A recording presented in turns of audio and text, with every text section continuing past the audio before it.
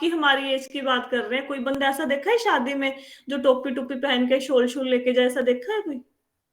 नहीं। नहीं लगता आजकल तो है। मेड को भी लेके जाओ, वो भी सज धज के जाती है। दीदी कथा वो अभी शुरू हुई है ना? हाँ, कथा अभी शुरू हुई है। ठीक है। ओके, क्योंकि मैंने पहले रिकॉर्डिंग की नहीं, मुझे लगा कि पहले नहीं वो चल रहा था नहीं जाप नहीं, तब। अभी अभी शुरू हुई है। ठीक है। तो और ऐसा ऐसा होता है कि सबको सर्दी नहीं लगती? सर्दी लगती है कि नहीं लगती सबको? घर आके हीटर चला लेते हैं एकदम से। तो सर्दी लग रही होती है हम लोगों को। और आपने ये भी देखा है गर्मी के मौसम में जब शादी होती है, जो जो फीमेल ने, जो मतलब जो भी दुल्हन होती है जिसने वो शादी करवानी होती है, उसने ऐसा लहंगा पहना होता है कि उस लहंगे में बंदे का दम घुट जाए, ऐसा होता है ना? हम्म। तो दम घुट रहा होता है लेकिन स्टिल वो उसको सहन करते हैं ना गर्मी को। और सर्दियों में तो हम सबने देखा कि हम शादी में जाते हैं, जितनी भी ठंड हो हम कभी भी स्वेटर नहीं पहनते। ऐसे नहीं कि स्कार्फ ले लेंगे, कोई कैप ले लेंगे, नहीं, शॉल भी नहीं लेते, ऐसे करते हैं ना? राइट। गाड़ी में रखी होती है, गाड़ी में बैठ के लेते हैं। गाड़ी में ही लेते हैं, गाड़ी से फिर गाड़ी से उतरेंगे तो शॉल वहीं पे छूट जाएगी, क्योंकि मतलब हमें लगता है कि लोगों के सामने थोड़ा अच्छा प्रेजेंटेबल नजर आए हम, है ना? और आपने कभी ऐसा देखा है कि कोई सर्दी की शादी का आपको न्योता आ जाए, चाहे पड़ोसी की बेटी की शादी हो, और आपका सिर बाई चांस, फीमेल्स के लिए स्पेशली बोल रही हूँ, सिर धोने वाला हो, हेड बाथ लेने वाला हो, तो पहले हम हेड बाथ लेंगे चाहे कड़ाके की सर्दी पड़ रही हो, फिर हम लोग शादी में जाएंगे? ऐसा हुआ है कभी आपके साथ? ये बिल्कुल ऐसे तेलूराम बन के चले जाते हो? Every time. Every time you take bath, है ना? चाहे जितनी सर्दी या बाहर चाहे जितनी बर्फ भी क्यों ना पड़ रही हो, आप सिर धोओगे, ड्रायर करोगे, फिर शादी में जाओगे। सबके साथ ऐसा होता है? It happens with. बिना सिर धोए स्टाइल ही नहीं बनता। हाँ, हो गया, सबका हो गया ना। आप कोई ऐसा बंदा जो कहे जी नहीं हम तो शादी में ऐसे ही चले जाते हैं, मतलब ना सिर धोया ना, सर्दी बहुत है, शॉल शूल लपेटा, टोपी ली, तो हम शादी में ऐसे गए? कोई नहीं ना गया, इतने लोग ज्वाइन करके बैठे हैं, है ना? राइट। ठीक है। तो अभी हमने क्या सीखा इस स्टोरी से, जो हमने अभी अभी पूछा प्रश्न? सबने बोला कि हम ऐसे ही जाते हैं। अब ये बताओ, सर्दी के मौसम में जो शादी होती है उसमें हम स्वेटर पहनते क्यों नहीं? बाय द वे, रीजन क्या है? क्या कारण है उसके पीछे? इतनी सर्दी लग रही है, शरीर हमारा पूरा ठंड लग रहा है, कम कांप रहे हैं हम वहां पे, लेकिन स्वेटर नहीं पहनेंगे? क्यों नहीं पहनते बताओ? माता जी, शो ऑफ करना होता है ताकि हमारी जो ड्रेस पहनी है उसकी ब्यूटी ना हाइड हो जाए, ये सब के लिए। हाँ हाँ हाँ हाँ हाँ। और आपको लगता है कि कोई बंदा वहां पे आपको देखता है? आपको लगता है? कोई लगता है हम आपको?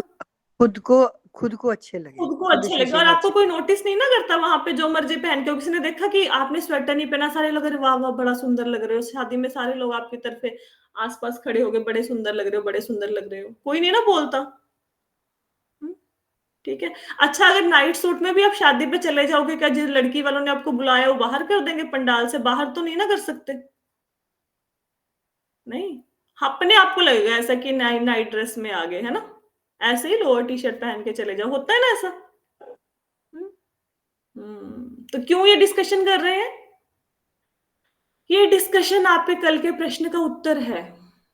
इसलिए भगवान के आगे बिल्कुल नहा के अच्छे से तैयार आप होके देखो, जाना चाहिए। दुनिया के तुच्छ प्राणियों के लिए, जिनको आपसे धिल्ले का मतलब नहीं है, धिल्ले का, क्या आपने पहना क्या नहीं पहना, हम उन लोगों को खुश करने के लिए, उन लोगों को खुश, और जो खुश होंगे भी नहीं, उन लोगों को खुश करने के लिए हम दिसंबर के महीने में कड़ाके की ठंड में, जहां पे कोई बंदा बाहर निकलना पसंद नहीं करता, हम सिर धोने बैठ जाते हैं। राइट। हम लोग पूरा कंप कपा रहे होते हैं, मतलब सर्दी लग रही है, शरीर को कांप रहे हैं, लेकिन फिर भी स्वेटर है पास में है, लेकिन पहनेंगे नहीं, क्योंकि लोगों को हम अच्छे दिखे। तो संसार, चाहे भले ही घर में आके हम बीमार पड़ जाएं, हमें दवाइयां खानी पड़ जाए, लेकिन कुछ लोगों की नजरों में खुद को सुंदर दिखाने के लिए, जो आपको अप्रिशिएट भी नहीं करते हैं, हम सब प्रकार के कष्टों को सहते हैं, करते हैं ना?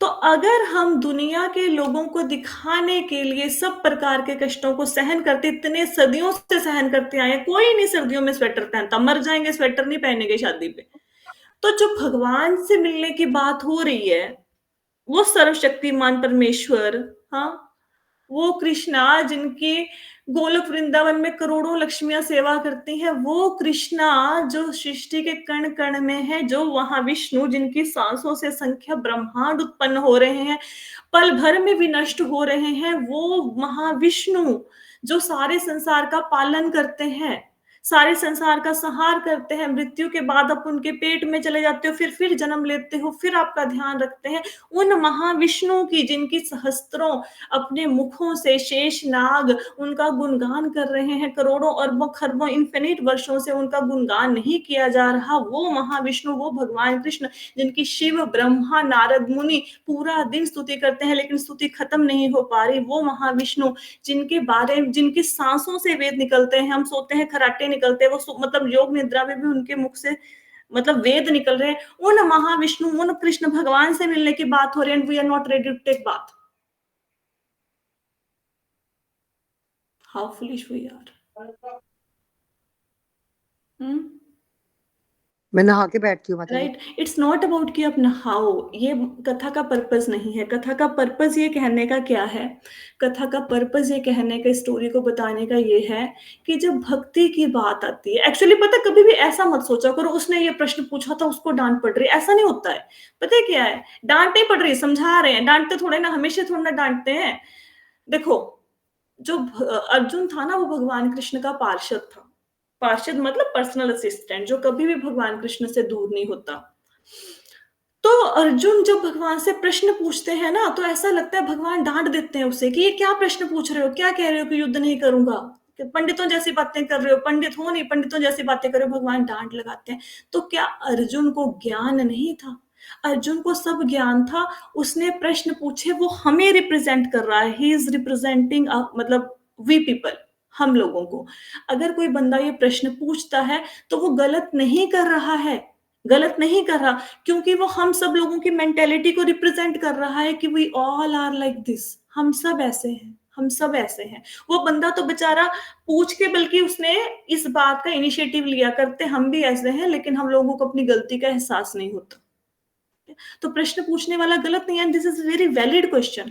कुछ लोगों को लगता है ना कि आउट ऑफ द ट्रैक जाके बात कर लिया, आउट ऑफ द बॉक्स जाके कुछ अजीब सा प्रश्न पूछ लिया। प्रश्न अजीब नहीं है, बिल्कुल भी नहीं है ये अजीब प्रश्न, ये सही प्रश्न है। क्योंकि अगर इन प्रश्नों का आपको कोई उत्तर देगा नहीं तो फिर कैसे आप भक्ति में आगे बढ़ेंगे? आपको पता है, जब हम लोग मूवी देखते हैं तो हमने बहुत सारी मूवीज देखी होंगी, मैंने तो खैर अभी साल 2 साल से छोड़ी हैं, बड़ी मूवीज देखी हैं, आप लोगों ने भी देखी होंगी, साढ़े सीरियल देखे होंगे, कुछ भी देखा होगा, न्यूज देखी होगी, न्यूज़पेपर पढ़ा होगा। 3.5 घंटे की मूवी, और अगर आप थिएटर में 10 मिनट भी लेट पहुंचते हैं तो मन पे ऐसे लगता है जैसे बहुत पत्थर गिर गया, 10 मिनट की मूवी मिस होगी, पता नहीं इसमें क्या दिखाया था जो हमारा देखने वाला रह गया, ओहो हो बड़ा लॉस हो गया। हाँ, पता नहीं, बहुत बहुत पश्चाताप होता है ना। और भगवान, मतलब हम लोगों ने 3-3 साढ़े 3 घंटे की मूवी इतने मजे ले लेके देखी हुई, और कोई बंदा बोल दे ना कि आज एक नहीं 2 मूवी देखेंगे, ओके। कोई बंदा बोले ना आज टेस्ट मैच देखना है 5 घंटे का, हम कहेंगे ओके। लेकिन जब माला की बात आती है, हमें लगता है 7 मिनट्स आर वेरी वेरी, मतलब क्या कहेंगे उसको, बहुत ज्यादा टाइम है, वेरी मोर टाइम। हमारे पास इतना समय नहीं है कि हम 7 मिनट दें। और अगर कोई हम लोगों को बोले कि नहीं आज आप इतना करो, तो हमें लगता है 7+7 मतलब 14 मिनट्स, फॉर गॉड दिस, मेरे पास इतना टाइम नहीं है, नहीं है। हम उन भगवान की बात कर रहे हैं जो हम सबके पिता हैं। कल को आपका बच्चा आपको बोले कि आप बुढ़ापे में हैं, आपको अपने बच्चे की जरूरत है, अगर भगवान को तो हमारी जरूरत नहीं। बच्चा बोले, आप बोलो बच्चे को कि बेटा मुझे तुम्हारे 5 मिनट चाहिए, मैंने तुम्हें पूरी जीवन दिया है। बच्चा बोले पिताजी मेरे को तंग मत करो, मैं बहुत बिजी हूँ, प्लीज आप अपना खुद निपट लो। आप कैसा फील करोगे? How would you feel? वो हमारे पिता हैं, हमारे पास उनको देने के लिए 15-20 मिनट, आधे घंटे का टाइम नहीं है। वो हमें वो करोड़ों जन्मों से झेल रहे हैं। हर जन्म में वही क्षीरोदक्षय विष्णु अंदर आके बैठ जाते हैं, वही देखते हैं, फिर समझाते हैं, फिर नहीं सुनते, फिर अगला जन्म, फिर अगला जन्म। वो हमें समझा रहे हैं, हम समझ ही नहीं पा रहे। हमारे पास उनके लिए 10-20 मिनट भी नहीं है। सी जब आप इस ढंग से चीजों को देखोगे ना, हम भक्ति में मोल भाव पे क्यों उतर आते हैं? हम संसार की चीजों में मोल भाव क्यों नहीं करते? हम क्यों नहीं कहते कि 3.5 घंटे की मूवी हम टस से मस क्यों नहीं, और निरी बकवास दिखाई जाती है मूवीज में, निरी बकवास, निरी बकवास न्यूज़पेपर में है, क्यों हम इतना टाइम दे देते हैं? क्यों हम गॉसिप में इतना टाइम दे देते हैं? क्यों हम व्यर्थ के चिंतन में इतना टाइम दे देते हैं? क्यों हम सोने में इतना टाइम दे देते हैं? हम we never ask a single question. लेकिन जब भक्ति की बात आती है तो कितनी माला, इतनी या इतनी, और एक ज्यादा क्यों, वाई मी, राइट? तो जब भी भक्ति की बात आए मोल भाव मत कीजिए। अगर हम लोग ना कुछ भी, मतलब देखो, अगर पिता के पास कोई बच्चा बिल्कुल गंदा मिट्टी में सना हुआ, ऐसे नाक उसकी बह रही है, ऐसे जाएगा, बिल्कुल कपड़े भी नहीं पहने, ऐसे चला गया गंदा सा बच्चा, तो पिता को उस बच्चे के ऊपर प्यार नहीं आएगा? पिता तो उसको भी प्यार करेंगे, करते हैं ना? लेकिन फिर भी माँ क्या करती है, जब देखती है कि पिता, आई सपोज बच्चे ने मल त्यागी कर दिया, बच्चे ने पॉटी कर दी, माता पहले उसको क्लीन करती है, अच्छे से क्लीन करके फिर पिता को देती है कि नहीं भैया, पिता के पास बच्चे को देना, अच्छा बना के दो। कोई रिश्तेदार आएगा, माता ऐसे नहीं पकड़ा देती गंदे बच्चे को, उसको साफ करती है ना? तो हम लोगों ने अपने पिता के पास जाना है, जितनी स्वच्छता हो सके उतनी स्वच्छता रखनी चाहिए। हाँ, आपकी वृद्धावस्था है, आप बाथ नहीं ले सकते, आप स्नान नहीं कर सकते, दैट्स ओके, कोई बात नहीं। लेकिन अगर शरीर में हिम्मत है तो हमें भगवान के पास बैठना है। अगर हम जितना उनके पास सुंदर से बन के जाएंगे, भगवान को बहुत अच्छा लगेगा, राइट? लेकिन इसका मतलब ये नहीं है कि हाँ, अभी मेरी चेतना इतनी शुद्ध नहीं हुई है कि भगवान के लिए मैं मॉर्निंग में स्नान कर पाऊं, मैं अभी उस लायक नहीं हूं, मेरा इतना विकास नहीं हुआ है। लेकिन इस चक्कर में भक्ति नहीं छोड़ देनी कि माता जी ने तो बोल दिया नहा के माला करनी है, हमसे नहाया जाता नहीं, कल से माला करनी ही छोड़ देते हैं, ये भी नहीं होना चाहिए। ठीक है? भगवान से प्रार्थना कीजिए कि भगवान, मैं चाहता हूं मैं जल्दी उठूं, मैं चाहता हूं मैं सुबह नहा के तुम्हारे भजन के लिए बैठूं, हो नहीं पा रहा, प्लीज मेरी हेल्प कर देंगे, God will give you power. अब ये सोचो कि बहुत बड़ी पहाड़ उठाने के लिए नहीं कह रहे हैं। सबके घरों में गीजर है, जिनके घर में गीजर नहीं, एटलीस्ट गैस है, आप पानी गर्म कर सकते हैं, 2 डब्बे ही डालने हैं, बॉडी पे कुछ नहीं होता। और आपको पता है what is the benefit of मुहूर्त इन ब्रह्म स्नान? इसको अमृत स्नान कहते हैं। अमृत स्नान, अमृत, अमृत स्नान, ठीक है? मरे हुए नहीं है हम लोग, जिंदा है भाई, अमृत स्नान है। अब देखो ये what are the benefits, Google को बहुत मानते हो ना आप लोग। ऋषि स्नान भी कहते हैं, 4 प्रकार के स्नान होते हैं ना माता जी। इन मॉर्निंग, यस, ये देखो सुबह नहाने के क्या फायदे हैं, गूगल कर लो, मेरी नहीं मानी लो, गूगल कर लो, मैंने कुछ नहीं लिखा। लेकिन क्या कहते हैं, कहते सुबह ब्रह्म मुहूर्त लिखा मैंने, बात इन ब्रह्म मुहूर्त। अब देखो, पढ़ के देखो कि क्यों नहाना चाहिए सुबह। जब आप पढ़ोगे ना, जब एजुकेशन हो जाती है, फिर बंदा ना उससे जुड़ता है। ये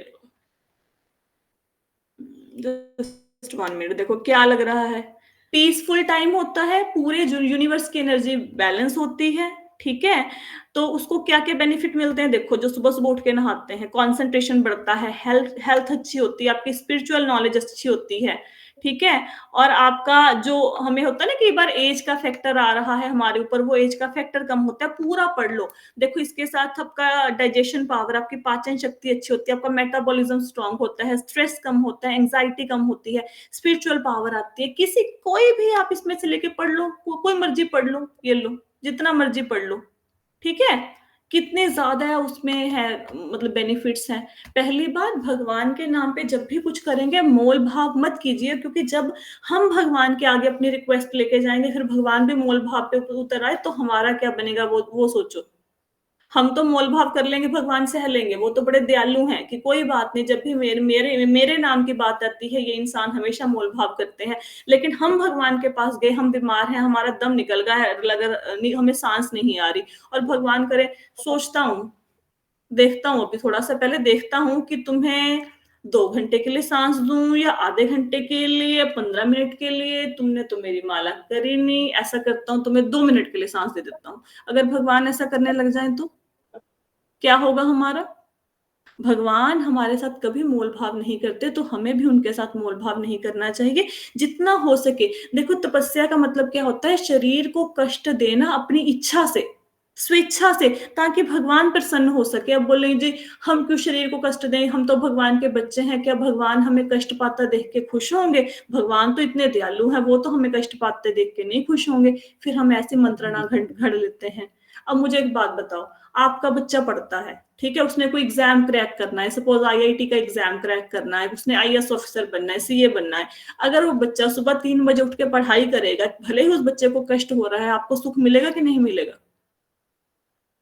मिलेगा ना। तो बच्चा स्वेच्छा से कष्ट सह रहा है ताकि मैं आईएएस ऑफिसर बन जाऊं, तो आपको सुख मिलेगा ना। अगर बच्चा बोले मैं तो नालायक हूं, मैं तो 11 बजे उठूंगा, पढ़ाई भी नहीं करूंगा, फेल होके आ जाए, तो कैसा लगेगा आपको? नहीं अच्छा लगेगा ना।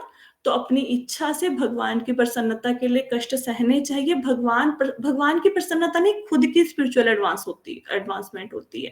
पहले प्रश्न का मुझे लगता है उत्तर मिल गया।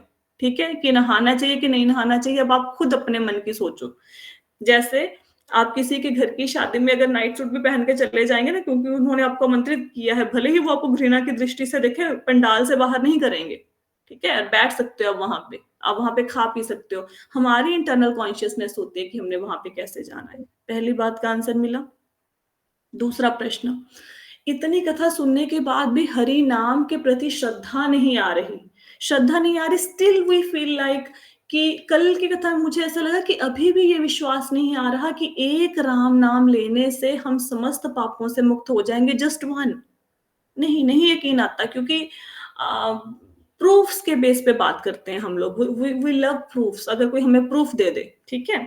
तो पहले मैं आपको एक स्टोरी सुनाऊंगी, फिर मैं आपको श्रीमद् भागवत गीता के 5th चैप्टर से आज एक श्लोक दिखाऊंगी जिसमें क्लियर कट लिखा हुआ है, और रीजन भी बताऊंगी कि किस बेस पे कह रहे हैं कि ये राम एक नाम लेने से आप तर सकते हो, समस्त पापों से मुक्त हो सकते हो। ठीक है, तो सबसे पहले एक स्टोरी सुनते हैं।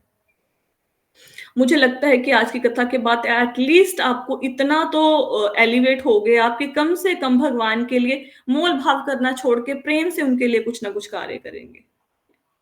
चलते हैं जी आगे कथा की तरफ। कथा है, आप सब महाराज वशिष्ठ को जानते हैं। वशिष्ठ मुनि कौन थे? वशिष्ठ मुनि थे रामचंद्र के गुरु। ठीक है, सबको पता है। अब वशिष्ठ मुनि के बेटे का नाम था वामदेव। क्या नाम था? वामदेव। तो वामदेव उनका नाम था। तो एक बार क्या हुआ कि महाराज जो दशरथ थे, जो भगवान राम के पिता थे, उनसे अंधक मुनि के पुत्र की हत्या हो गई। मतलब मुनि पुत्र की, ब्राह्मण पुत्र की हत्या हो गई। तो महाराज दशरथ कि मेरे से ब्राह्मण पुत्र की हत्या हो गई, इसका क्या प्रायश्चित है? ब्रह्म हत्या का पाप लग जाएगा ये तो महाराज मुनि वशिष्ठ के आश्रम में गए। मुनि वशिष्ठ के आश्रम में गए तो वशिष्ठ मुनि उस समय आश्रम में नहीं थे। तो जो उनके बेटे थे,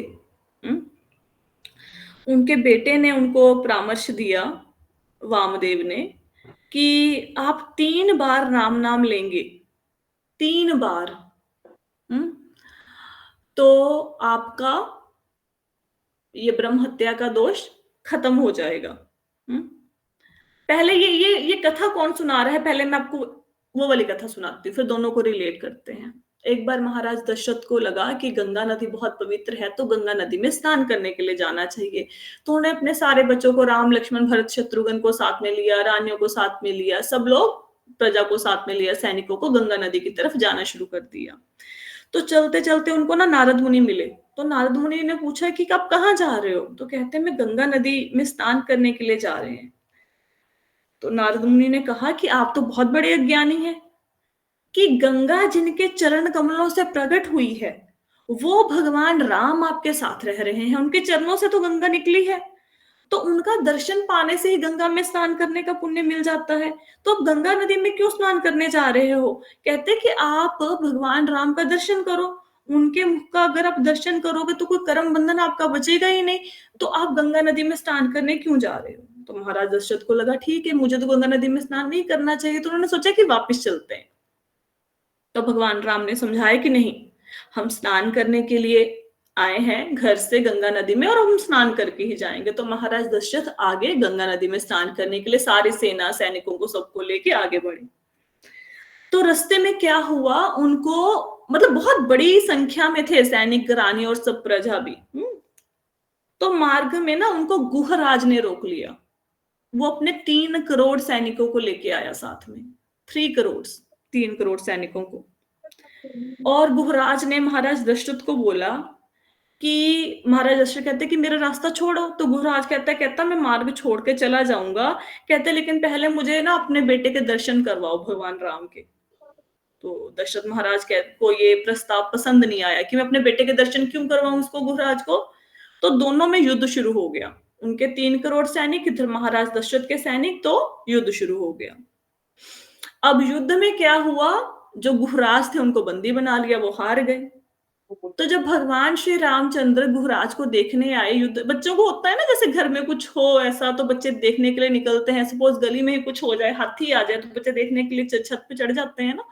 तो ऐसे वहां भगवान राम बच्चे ही थे, तो उनको लगा कि देखते क्या होता है, तो कौतूहल वश वो भी गुहराज को देखने के लिए गए।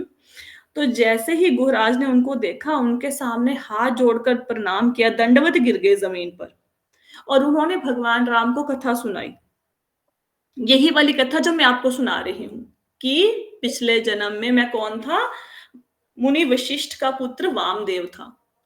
और क्या हुआ कि एक बार आपके पिता मेरे आश्रम में आए, क्योंकि उन्होंने अंधक के बेटे की, मुनि अंधक के बेटे की हत्या कर दी थी। मुझसे प्रायश्चित पूछा उन्होंने, क्योंकि वशिष्ठ मुनि आश्रम में नहीं थे।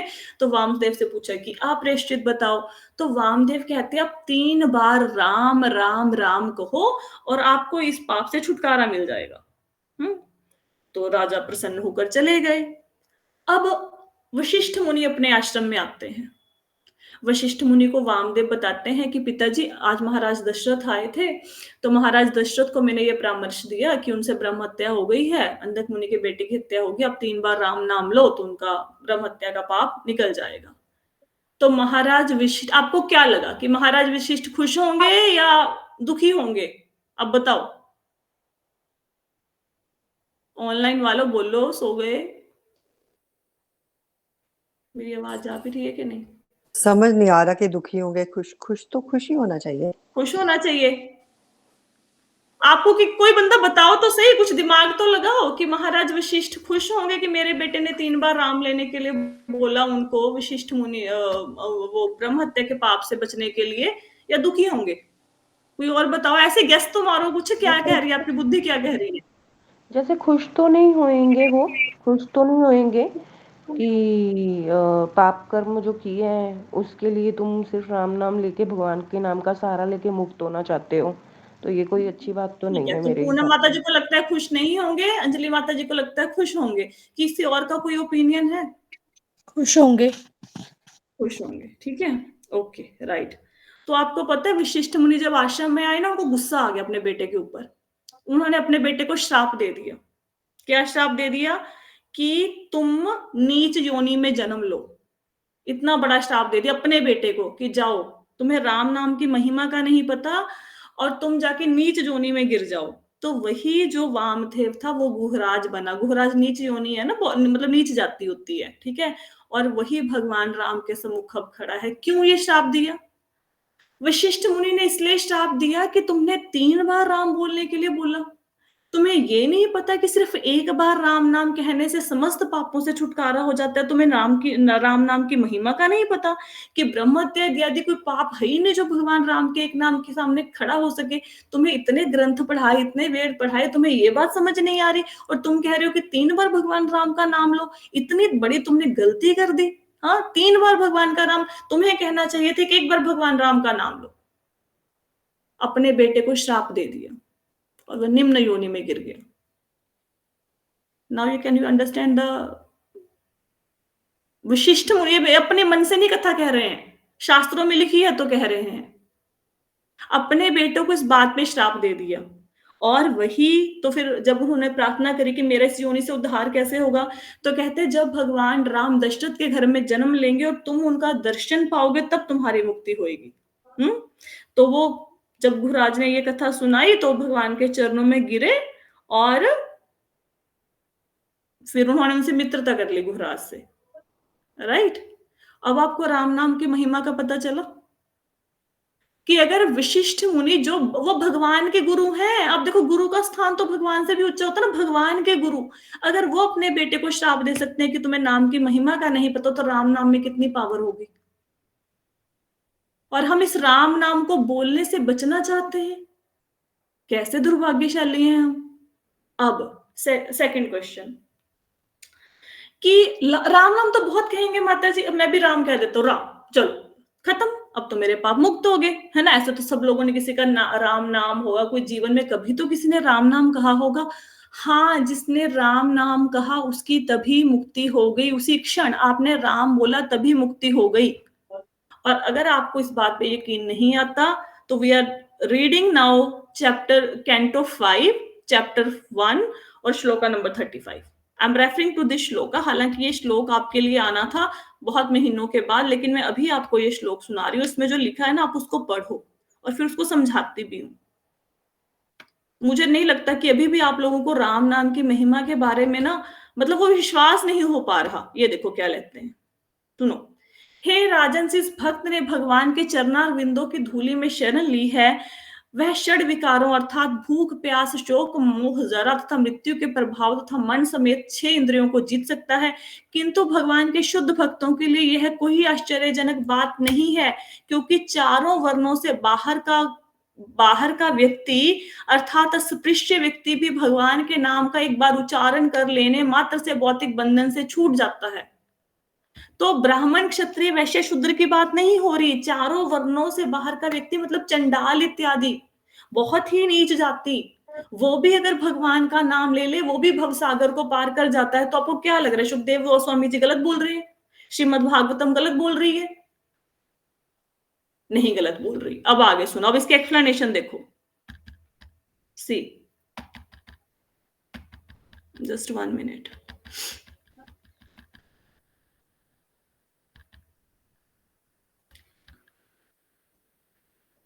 एक मिनट, जस्ट 1 मिनट, मैं आपको कुछ पढ़ाना चाहती हूँ। ये देखो, जब कोई व्यक्ति भले ही वह चंडाल ही क्यों ना हो, शुद्ध भक्त द्वारा भगवान के पवित्र नाम का जप करने की दीक्षा पाता है, तो तुरंत ही उसका शरीर बदल जाता है, क्योंकि वह अपने गुरु के आदेशों का पालन करता है। यद्यपि कोई यह देख नहीं पाता कि शरीर किस प्रकार बदला है, किंतु हमें शास्त्र के वचनों को प्रामाणिक मानकर स्वीकार करना चाहिए। यहाँ पे पढ़ो, यद्यपि कभी कभी हमें स्थूल देह बदलती हुई नहीं दिखती, किंतु परमेश्वर के नाम जाप से सूक्ष्म शरीर तुरंत बदल जाता है। चूंकि सूक्ष्म शरीर बदलता है, इसलिए जीवात्मा तुरंत बदल जाता है, और चूंकि सूक्ष्म शरीर बदलता है, जीवात्मा तुरंत भौतिक बंधन से मुक्त हो जाता है। इसका मतलब पता है क्या है? मैंने आपको भगवत गीता की क्लास में पढ़ाया था, एक होती है ग्रॉस बॉडी, एक होती है सटल बॉडी। ग्रॉस बॉडी जो आपको दिख रही है, ये जिसको जला देंगे, इसको बोलते हैं स्थूल शरीर। सूक्ष्म बॉडी बनती है मन, बुद्धि, अहंकार से। जब हम मरते हैं, स्थूल बॉडी को तो जला दिया, दफना दिया, उसका तो कार्यक्रम कर दिया। जो सूक्ष्म बॉडी होती है मन, बुद्धि, अहंकार वाली, वो मरती नहीं। तो सूक्ष्म बॉडी जो होती है, सटल बॉडी होती है, ये मन, बुद्धि, अहंकार से जो आपका शरीर बना हुआ है, सॉरी, मन, बुद्धि, अहंकार से जो एक सूक्ष्म बॉडी बनी हुई है, वो आत्मा को दूसरे शरीर में ले जाती है। सपोज आज मैं लुधियाना में हूँ, मेरी मृत्यु हो जाए, मुझे अगले जन्म में दिल्ली में किसी परिवार में पैदा होना है, तो जो मन, बुद्धि, अहंकार वाली वो जो बॉडी है, वो मेरी आत्मा को दिल्ली के परिवार में ले जाएंगे। समझ आई? लेकिन अगर किसी कारणवश ये सूक्ष्म बॉडी ही खत्म हो जाए, तो आत्मा ऑब्वियसली अब दूसरे उसमें जन्म नहीं लेगी। अब सूक्ष्म बॉडी, अब सपोज करो, कैसे समझोगे इस बात को, कि जैसे यहां से दिल्ली जाना है और आपको एक ट्रक चाहिए, ठीक है, और पूरी दुनिया में समझो एक ही ट्रक है, वो आपके पास है, आपने उससे दिल्ली जाना है, ठीक है। अगर सपोज करो वो ट्रक ही खत्म हो जाए, जल जाए, भस्म हो जाए, फिर दिल्ली कैसे जाओगे? नहीं जा सकते ना। तो सूक्ष्म बॉडी, जैसे ही आप भगवान के नाम का उच्चारण करते हो, सूक्ष्म बॉडी तो तभी परिवर्तित हो जाती है, क्योंकि कर्म बंधन भगवान राम का एक नाम लेने से ही मिट जाते हैं। आप भगवान के धाम में कब जाओगे? जब पिछले सारे जन्मों के पाप, आपके पाप और पुण्य दोनों जीरो होंगे। सिर्फ पापों की बात नहीं हो रही है, जब पुण्य भी जीरो हो जाएंगे, पाप भी जीरो हो जाएंगे, तब भगवान के धाम में जाएंगे। और अब आप बोलो राम, राम का एक बार नाम लेने से आपका बैलेंस इमीडिएटली जीरो हो जाता है। अगर सपोज करो, और ये देखो, मैंने बोला राम, अब मेरा बैलेंस हो गया जीरो, ठीक है। अब तो बैलेंस जीरो है ना इस टाइम पे, तो अभी मेरी मुक्ति क्यों नहीं हुई? क्योंकि भगवान आपकी उत्कंठा को बढ़ाते हैं। मुक्ति तो अभी होगी, सूक्ष्म शरीर तो अभी खत्म हो गया। अब जो ये शरीर दिख रहा है, ये तो स्थूल बॉडी है, सूक्ष्म शरीर तो खत्म हो गया। भगवान देखो, अभी आप ना सपोज मेरे पास आओ, मेरे घर पे आओ, लंच वंच करके आओ, खूब बढ़िया लंच अपने घर पे खा के आओ। मैं आके बोलूं कि भाई आपको मैंने ये आपके लिए प्रसादम बनाया, आप ये खाओ, तो आपको शायद इतनी भूख नहीं होगी, आप मेरा मान रखने के लिए 1 या 2 रोटी खा लोगे, लेकिन पूरा पेट भर के तो नहीं खा पाओगे ना, क्योंकि आप ऑलरेडी भोजन करके आए हो अपने घर से, है ना। तो खाना कब टेस्टी लगता है? जब भूख बहुत अधिक होती है। मानते हो इस बात को कि खाना तभी टेस्टी लगता है जब भूख होती है। बिना भूख के खाना अच्छा लगता है? चाहे 56 भोगी क्यों पड़ना पड़े हो, नहीं अच्छा लगता ना। तो भगवान क्या करते हैं? भगवान तो राम का नाम लेने से पवित्र हो गए, मुक्ति तो होगी अभी आपकी, सूक्ष्म शरीर तो खत्म हो गया। भगवान चाहते हैं इनकी उत्कंठा बढ़े, इनकी भूख बढ़े, मेरे से प्रेम बढ़े। तो प्रेम को बढ़ाने के लिए आपको जन्म देते हैं। अगला कार्मिक बैलेंस तो तभी 0 हो गया। लिखा तो हुआ, ये लिखा हुआ भी समझा दिए, इसका मीनिंग भी समझा। प्रभुपाद जी ने लिखा है, ये मेरे वचन नहीं है, सुखदेव गोस्वामी जी ने लिखा है, वो ऊपर है जो बोला है उन्होंने। तो कैसे हम कह सकते हैं कि भगवान का एक नाम लेने से हम लोग पवित्र नहीं होते या हम भव बंधन से पार नहीं होंगे? क्यों नहीं होंगे? भगवान राम के नाम में इतनी शक्ति है, सारे ग्रंथ कह रहे हैं, सारे वेद कह रहे हैं, तो हम वेदों के अगेंस्ट जाएंगे क्या? नहीं जा सकते ना। अब यकीन हुआ भगवान के नाम पे कुछ, कि एक राम का नाम लेने से मुक्ति हो जाती है? हुआ बाकी लोगों को? मेरे को लगा जूम वालों को अभी भी नहीं हुआ। हुआ भाई कुछ के नहीं? हाँ जी माता जी। बिल्कुल बिल्कुल हो गया। असल में मैंने हेडफोन लगाया ना, पहले पॉकेट से फोन नहीं निकालती हूँ, तो स्पीकर ऑन करना पड़ता, तो टाइम लगता है। यकीन हुआ ना कि एक राम का नाम लेने से। तो जिस राम के नाम में इतनी पावर है, इतनी ज्यादा पावर है, अगर पावर ना होती तो वशिष्ठ मुनि के बुद्धू थे कि फिर उन्होंने श्राप दे दिया, अपने बेटे को श्राप दे दिया। आपको पता है एक बार प्रभुपाद जी के एक शिष्य कथा कर रहे थे और उन्होंने बोला अजामिल को लेने के लिए, अजामिल मरने वाला था, उसने बोला नारायण नारायण नारायण, और विष्णु देवदूत प्रकट हो गए। तो प्रभुपाद जी ने डांटा, वहां पे रोका, कहते नहीं 3 बार नहीं बोला था, 1 बार बोला था, 1 बार। और एवरी टाइम व्हेन यू से ना, आपकी करेक्शन होगी। अगर कोई वहां पे बंदा बैठा होगा जिसको नॉलेज होगी, आपको करेक्शन हो जाएगी, मतलब गुस्सा चढ़ जाएगा सामने वाले बंदे को कि आप कैसे बोल रहे हो कि 3 बार नारायण बोला, 1 बार बोला था। 1 बार बोलने से भगवान विष्णु के पार्षद आए थे। तो क्या वो भगवान राम के नाम में पावर में कमी आ गई है समय बदलने के साथ साथ, कि नहीं जी सतयुग में होता था, कलयुग में नहीं हो सकता, ये ऐसा हो गया है? तो भगवान जो चैतन्य महाप्रभु भी तो आए हैं 500 साल पहले दुनिया में, और जगाई मधाई का उद्धार किया तो है। तो भगवान के नाम की पोटेंसी, वो भगवान का नाम है, दिव्य है, उसकी पोटेंसी थोड़ा ना कम हो गई है कि सतयुग में थी अब नहीं है। कुछ पूछूं मैं? हाँ जी। वो जैसे जैसे सवर्ण वगैरह के राम नाम होता है, राम माधव, वैसे देखो जब वो काम नहीं करते उनको डांटना भी पड़ता है, हाँ हाँ हाँ तो हाँ। क्या ये पाप हो गया? नहीं नहीं नहीं, अब माँ बच्चे को डांटेगी ना अगर काम नहीं करेगा। किसी का नाम हम ये नहीं ना कह सकते अब ये पाप करे, जितना मर्जी इसका नाम ये है। नाम के बल पे कोई कुछ कर रहा है। आपको पता है एक बार क्या हुआ? रामायण का युद्ध हो रहा था, तो रामायण के युद्ध में एक राक्षस था, उसको समझ आ गई रावण की तरफ से कि जो वानर सेना है ना, इनकी शक्ति सिर्फ राम नाम है। तो राम नाम के बेस पे अगर मैं इनको मारने की कोशिश करूं, मुझे कोई नहीं मारेगा, मैं सबको मार सकता हूँ। उसने अपनी पूरी बॉडी पे ना राम नाम लिख लिया, सारी बॉडी पे राम राम राम राम राम, और लगा सारी वानर सेना को मारने। अब वानर उसके ऊपर हाथ उठाए ना, क्योंकि उसके शरीर पे राम नाम लिखा है। अब राम नाम जिसके शरीर पे, पूरी बॉडी पे लिख लिया उसने राम नाम। अब जिसके पूरे शरीर पे राम नाम लिखा, उसके ऊपर प्रहार कैसे करे? वो वानरों की पिटाई किए जा रहे, वो बेचारे कुछ कर नहीं पा रहे। तो लेकिन क्या वो सही था? वो क्या था, उसने ना मारने के लिए साजिश रची थी वानरों को, वानरों की सेना को मारने के लिए। तो आई थिंक लक्ष्मण जी ने देखा, शायद आई डोंट नो, मुझे याद नहीं, राम जी ने या लक्ष्मण जी ने देखा कि ये तो लोगों को मूर्ख बनाने के लिए, लोगों को मारने के लिए, वानर सेना को मारने के लिए इसने राम नाम का भेष धरा है, ऐसे बनाया है, राम राम लिख के अपना ऐसा वेश बनाया है। तो उन्होंने देखा उसकी जीभ के ऊपर राम नाम लिखा हुआ था, तो भगवान ने तीर चलाया, उसकी जीभ के ऊपर लगा और वो मर गया। तो राम नाम के प्रयोग, राम नाम का मतलब ये नहीं कि अगर बच्चे का राम नाम है तो उनको डांटेंगे नहीं, इसका ये मतलब नहीं है। बट हाँ ये जरूर है कि आपने राम बोला, आपके तो करोड़ों यज्ञ हो गए, जैसे मर्जी बोला। ठीक है। मुझे लगता है कि अब भगवान के नाम में थोड़ी सी श्रद्धा बनेगी, थोड़ी सी बननी चाहिए। कल मैंने आप लोगों को ना एक श्लोक भेजा था, बहुत अच्छा श्लोक भेजा था। जिन लोगों को नहीं मिला, पता नहीं किसी ने वो पढ़ा है कि नहीं पढ़ा, मैं आपको बताती हूँ श्लोक में क्या लिखा है। देखो, आप में से किसी ने गाय दान करी है कभी? गाय नहीं किसी माता ने जी। गाय दान करी है? नहीं दान हाँ करी, जी, हाँ जी। है ना? अंजलि माता जी ने गाय दान करी है? हाँ, बहुत साल हो गए, मैंने और मेरे हस्बैंड ने करी थी। कुछ पैसे लगे होंगे? हाँ, उनके वो खुरों में कुछ चांदी के और सोने का कुछ मतलब मे डाल भी के। 5-10 हजार कुछ तो लगा होगा, 2,500 कुछ तो लगा होगा। हाँ, हाँ, हाँ, लगता है वैसे तो। अगर कोई बंदा आपको बोले कि 1 करोड़ गायें दान करनी है, काशी में जाके दान करनी है, और सारी गायों के सींग पर सोना लगा होना चाहिए, आप कितने लोग दान कर सकते हो?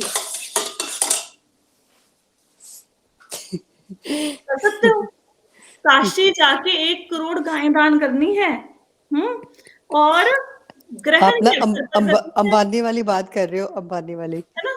ग्रहण के अवसर पर काशी में जाकर 1 करोड़ दाएं करनी है और गायें दान करनी है, और उसके उनके मतलब उन सींगों के ऊपर सोना लगा होना चाहिए, सोने से मड़ी होनी चाहिए। नहीं कर सकते ना? अगर कोई आपको बोले कि 1 कल्प तक आप प्रयाग में वास करो, ठीक है? मतलब यार यहाँ पे 10,000 लिखा हुआ है, कहाँ है? ग्रहणेशु काशी, ठीक है। तो प्रयाग में कल्प तक, 1 कल्प तक प्रयाग में वास करो, मतलब 4 अरब 32 करोड़ साल प्रयाग में वास करो। आप कर सकते हो? उम्र ही नहीं है, कर सकते हो प्रयाग में? नहीं कर सकते। हम्म और कोई बंदा आपको बोले आप यज्ञ करो, भगवान को प्रसन्न करो, कोई शिव जी ब्रह्मा जी को प्रसन्न करो और बदले में वरदान मांगो कि मेरे को सोने का सुमेरु पर्वत मिल जाए, सोने का पहाड़, और फिर उसको दान करो। कर सकते हो? पर आप कर तो रहे हो रोज। You are doing it every day. आपको ये हैरानी क्यों हो रही है? आपने श्लोका नहीं पढ़ा? गोकोटि दानम ग्रहणेशु काशी प्रयाग गंगा युत कल्पवासा यज्ञागतम मेरु सुवर्ण दानम गोविंद नामना ना कदापि तुल्यम। अगर आप एक तराजू लो, एक पलड़े में आप 1 करोड़ गायों को रख दो जिनके सिर पर सोना मड़ा हो, सुमेरु पर्वत को रख दो जहां जो सोने का पहाड़ है, आप पुण्य रख दो 4 अरब 32 करोड़ साल प्रयाग धाम में रहने से मिलेगा, उस सोने को रख दो आप, और दूसरे पलड़े में गोविंद का एक नाम रख दो, तो गोविंद के नाम वाला पलड़ा भारी होगा। गोविंद का एक नाम उसके 1/100, उसके एक अंश के बराबर भी ये सारी चीजें नहीं है। आपको पता है?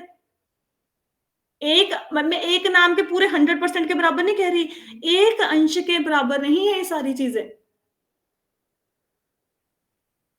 Can you believe this? और मैंने आपको श्लोका शेयर किया हुआ है, पुराण से लिया गया है, झूठ नहीं बोल सकते। अभी भी नाम नहीं लेंगे? अभी भी संशय करेंगे कि भगवान के नाम में पावर नहीं है? नहीं माता जी, कभी नहीं। नहीं करोगे ना?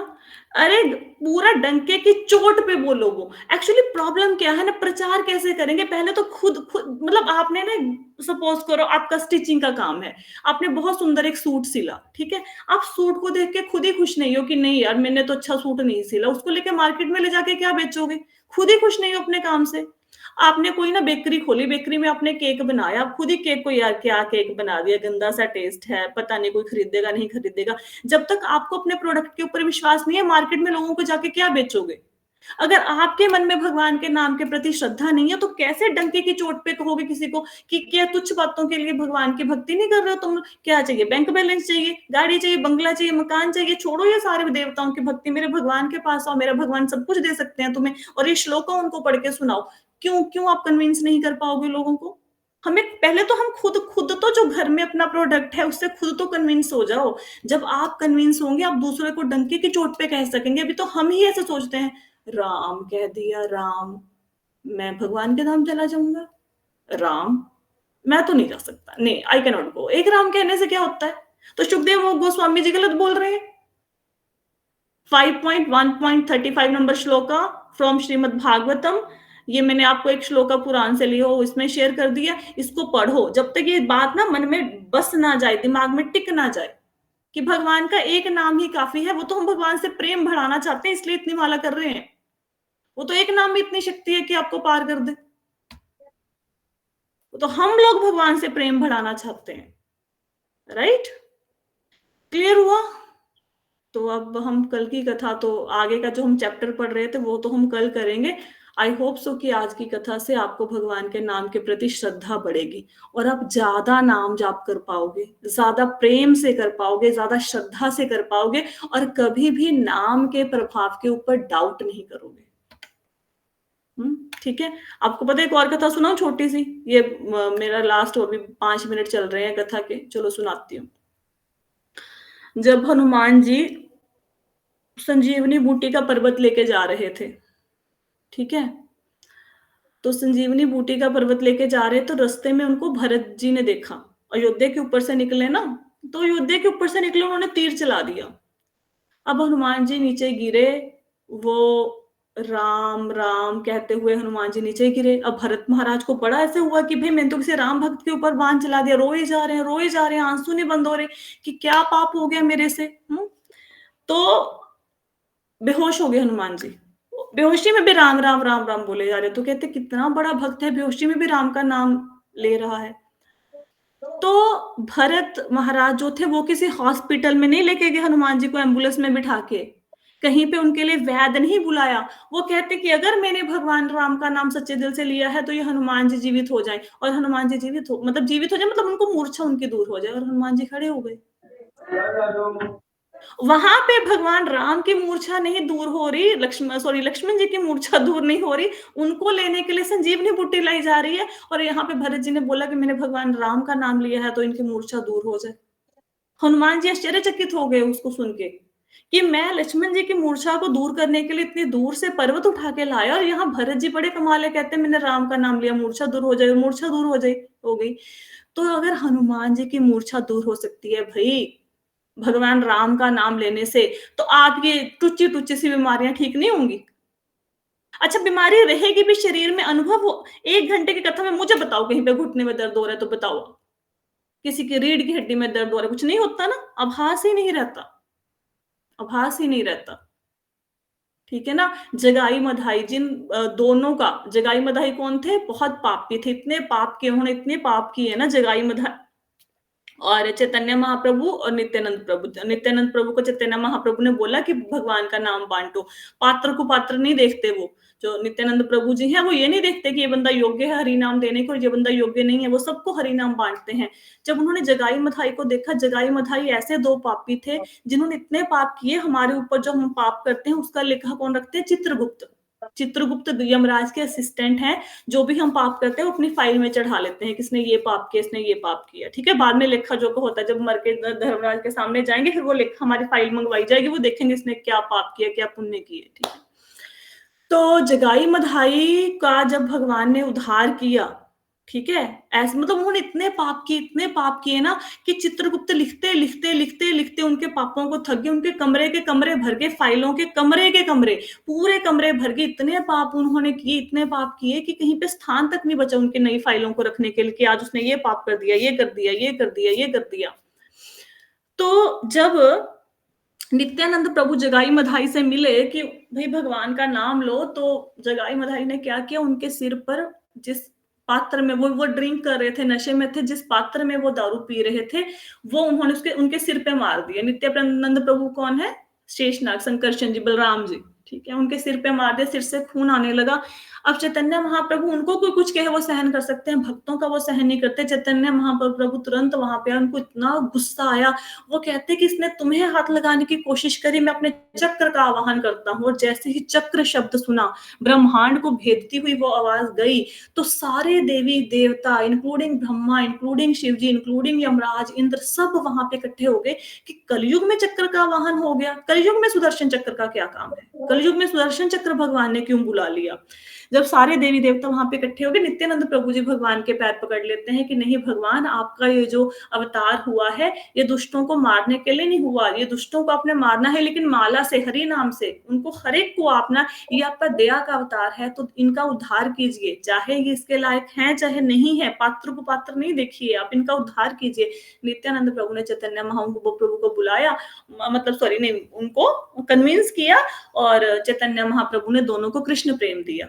उन जगाई मधाई को जिनकी फाइलों से यमराज के पूरे कमरे भर गए थे। अब जब ये सारा सीन हो गया ना, सब देवी देवता चले गए अपनी अपनी जगह पे, वापस लौट गए। जब ये लीला समाप्त हो गई, ब्रह्मा जी भी वहां से जाने लगे, तो ब्रह्मा जी ने देखा वहां पे ना एक रथ में यमराज जी बेहोश पड़े हैं। तो ब्रह्मा जी ने देखा कि जब आए थे तब तो सारे देवी देवता ठीक थे, ये ब्रह्म धर्मराज को क्या हो गया, यमराज बेहोश क्यों पड़े हैं। तो ब्रह्मा जी धर्मराज के पास आए, यमराज के पास, उनको उठाया कि भाई क्या हो गया, जा क्यों नहीं रहे हो, वापस नहीं जाना यमपुरी में। तो उनकी मूर्छा खुलवाई।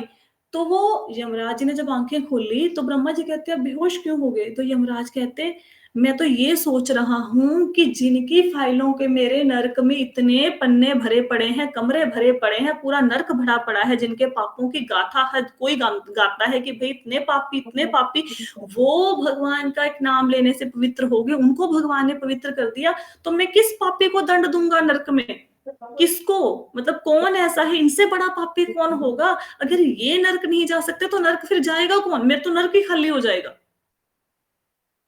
आप सोचो कितनी महिमा है भगवान के नाम की।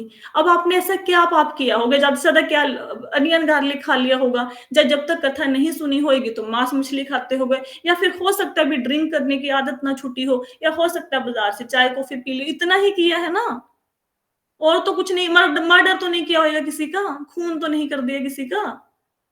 तो अगर उनका उद्धार हो सकता है तो आपका भी उद्धार हो सकता है, आपका भी, और होगा भी। विश्वास रखो, विश्वास रखो, लेकिन भगवान के नाम में श्रद्धा लेके आओ। नहीं भी श्रद्धा है ना, मन से नहीं वो आवाज उठ रही कि मैं भगवान का नाम लूं, तो भी जबरदस्ती लो। बच्चा नहीं दवाई पीना चाहता ना, माँ जबरदस्ती पिलाती है ना, पी पी पी, क्यों नहीं पी रहा, क्योंकि उसको पता है बच्चे के लिए दवाई सही है। आपका मन ना लगे, भले ही ना लगे, जबरदस्ती कर लो कि मेरा ये एक रूटीन का काम है, मुझे माला करनी है, बस मैं अपना काम कर रहा हूँ, जैसे मैं बाकी खाना खाती हूँ, मैं सांस लेती हूँ, मैं रोज अपने कपड़े चेंज करते हैं हम लोग, या फिर हम नहाते हैं, तो ऐसे एक काम है कि मुझे माला करनी है, ऐसे ही कर लो। श्रद्धा अपने आप आ जाएगी, आ जाएगी, धीरे धीरे, एकदम से नहीं आएगी, आ जाएगी। ठीक है, चलो जी, आज की कथा को यहीं पे विश्राम दें। कोई प्रश्न? नहीं? हरे कृष्णा। सारे प्रश्न खत्म हो गए कथा के बाद आज की, कोई प्रश्न नहीं बचा? आप प्रश्न के लिए जगह ही नहीं छोड़ते, सब कुछ ऐसे पहले से ही समझा होता है, आप समझा देते हो। मैं काफी सोच रही थी कल के प्रश्न के बारे में, और मैं सच में बताऊं, मुझे आपका कोई भी प्रश्न ना मुझे अटपटा नहीं लगता, किसी का भी कोई प्रश्न अटपटा नहीं लगता मेरे को, सबके प्रश्न बहुत अच्छे लगते हैं, और दिल से मेरे को किसी से कोई नफरत नहीं होती, कोई किसी को ऐसा नहीं लगता कि क्यों ये टाइम वेस्ट करे, मुझे बहुत अच्छा लगता है। यू आस्क मी क्वेश्चंस, और मैं आपको ऐसे आंसर दूंगी कि दोबारा से आपके दिमाग में ऐसे प्रश्न आएंगे ही नहीं। कोशिश मैं नहीं दूंगी, भगवान देंगे, मैं कुछ नहीं हूं, मैं तो मूर्ख हूँ, कितनी बार तो बोल दिया मूर्ख हूँ, भगवान देंगे। क्योंकि ये व्यास गद्दी कहते हैं इसको, व्यास गद्दी, इस पे मूर्ख भी बैठ जाए ना तो भगवान उसको भी पावर देते हैं। हम नहीं बोल, मेरे को पूजा का से कल बात हुई, शी सेड की दीदी आपने परसों बहुत अच्छी कथा की थी। मैंने कहा मुझे नहीं याद मैंने कौन सी कथा की थी, मेरे को आज भी आप पूछो कल की कथा में क्या हुआ था, परसों का था, मुझे नहीं याद है, सच में नहीं याद। अगर मेरे शब्द हो ये तो मुझे याद रहने चाहिए ना, अगर मेरी स्क्रिप्ट हो तो। ये मेरी स्क्रिप्ट नहीं है, भगवान की तरफ से आप तक ये सारे संदेश पहुंचाए जा रहे हैं, आप उसको ऐसे ही ग्रहण कीजिए। ये कथा के बाद मेरे को ना बाजार में कोई क्वेश्चन पूछ लेना, मैं बिल्कुल मूर्ख बन के खड़ी हो जाऊंगी। व्यास आसन की पावर होती है, गुरु महाराज की कृपा होती है कि वो आपके प्रश्नों के उत्तर दिलाते हैं। ठीक है, तो आई होप सो कि now you will all chant Hare Krishna, और अपने जीवन में भक्ति करेंगे, प्रगति करेंगे। So thank you so much everyone for joining the session. Hare Krishna.